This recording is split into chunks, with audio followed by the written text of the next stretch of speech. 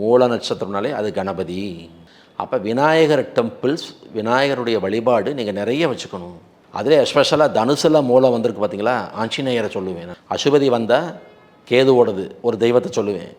மகம் வந்தால் இன்னொரு தெய்வம் சொல்லுவேன். மூலம் வந்தால் ஆஞ்சநேயரை சொல்லிடுவேன். நீங்கள் ஆஞ்சநேயர் ரொம்ப பிடிங்கம்மா, உங்களுக்கு நிறைய ரிசல்ட் கிடைக்கும் அப்படிமே. அப்போது ஒரு நட்சத்திரம் சுட்டும் இடம் நாம் தொடர்பாகிக்கணும். ஒரு நட்சத்திரம் சுட்டும் பொருள், அதாவது உணவு நிறைய எடுத்துக்கணும். ஒரு நட்சத்திரம் சுட்டும் பொருள் நம்ம வீட்டில் நிறைய இருக்கணும். இப்படிலாம் செய்ய வரும்போது தான் என்ன ஆகுதுன்னா, அது ரெண்டாக வருது இல்லையா, ரெண்டாம் நட்சத்திரம் இல்லையா, 2 நாளே தனம், பொருளாதாரம், பொருள் சேர்க்கை ஆட்டோமேட்டிக்காக வரும். 4 என்னதுன்னா சம்பத்துனா இங்கே வேறு மாதிரி அர்த்தம் எடுப்பாங்க. நான் சொல்லுவேன் சௌபாகியம். தனம் வேறு, சௌபாகியம் வேறு.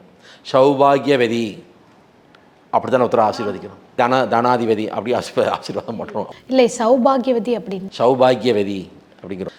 சகல நலன்களும் பெற்று வாழ்வாளவ. நல்லா புரிஞ்சுக்கணும், காசு மட்டும் ஒரு நலம் அல்ல. காசு பணத்தை தாண்டி எத்தனையோ இருக்குது.